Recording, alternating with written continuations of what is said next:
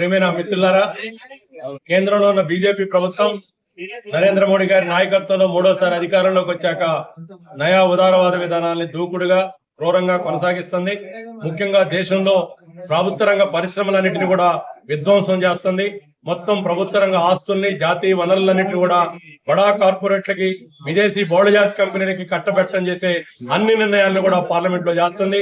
Mines act ను మార్చింది, communication act ను మార్చింది, ఇన్సూరెన్స్ యాక్ట్ ను మార్చింది.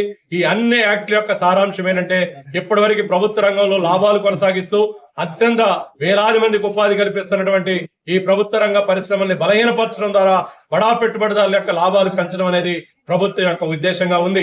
వీటిని ఇప్పటికే ప్రభుత్వ రంగ సంస్థల్లో ఉన్న కార్మికోద్యమం ప్రతిఘటిస్తుంది.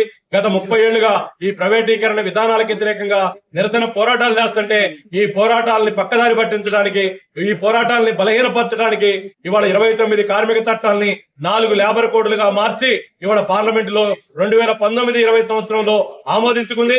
వాటిని నోటిఫై చేసి ఇప్పుడు అన్ని రాష్ట్రాల్లో అమలు జరపడం కోసం కుట్రలు లేస్తుంది. ఈ కుట్రలకు వ్యతిరేకంగా కేంద్ర కార్మిక సంఘాలు, ఉద్యోగ సంఘాలు, అఖిల భారత ఫెడరేషన్లన్నీ ఈ రోజు మే 20వ తేదీ అఖిల భారత సార్వత్రిక సమ్మె ద్వారా ఈ విధానాన్ని ప్రతిఘటించాలని నిర్ణయం తీసుకున్నాయి. ముఖ్యంగా బొగ్గు గని, కోల్ బెల్ట్ ప్రాంతంలో ఎన్టీపీసీ గాని ఇవాళ ఉన్నటువంటి ఈ పరిశ్రమలన్నీ కూడా లాభాలతో నడుస్తున్నటువంటి పరిశ్రమలు. ఇప్పటికే ఈ పరిశ్రమల్లో పర్మనెంట్ ఉద్యోగులు తగ్గించి అవుట్ సోర్సింగ్ పేరుతో, కాంట్రాక్టీకరణ పేరుతో కాంట్రాక్ట్ కార్మికులు పెంచి పోషిస్తూ అతి తక్కువ వేతనాలతో దోపిడీ కొనసాగిస్తున్నారు. రాబోయేటువంటి కాలంలో ఈ లేబర్ కోడ్లు అమలైతే మొత్తం ఫిక్స్డ్ టర్మ్ ఎంప్లాయ్మెంట్ వస్తుంది. పర్మనెంట్ కార్మికుల యొక్క ఉద్యోగ భద్రత దెబ్బతింటది. కాంట్రాక్ట్ కార్మికుల యొక్క హక్కులు మొత్తం కూడా కాలరాయబడతాయి. మొత్తం బానిసలాగా కార్మిక వర్గం పనిచేయాల్సి వస్తుంది. అందుకనే కార్మిక సంఘాలు నిర్ణయం తీసుకున్నాయి. ఈ విధానాల్ని ఓడించడమా, ఈ విధానాల్ని ప్రతిఘటించడమా, లేకపోతే గులాంగా మారిపోవటమా? అందుకనే కార్మిక సంఘాలు నిర్ణయం తీసుకున్నాయి. ఈ చట్టాలు గాని ఇప్పుడున్నటువంటి ఈ లేబర్ హక్కులు ఏవైతే ఉన్నాయో ఆ ఎవరి యొక్క పుణ్యానికి రాలేదు, ఎవరు కూడా భిక్ష వేస్తే రాలేదు. గత 100 సంవత్సరాలుగా బ్రిటిష్ సామ్రాజ్యవాదంతో పోరాడారు. తర్వాత స్వాతంత్రానంతరం కార్మికుల యొక్క త్యాగాలతో వచ్చినటువంటి ఈ కార్మిక చట్టాలని ఇవాళ పార్లమెంట్ గాని మోడీ అధికారంలో ఉన్నాడు కాబట్టి మేము మారుస్తామంటే కుదరదు. ఖబర్దారని చెబుతున్నాం.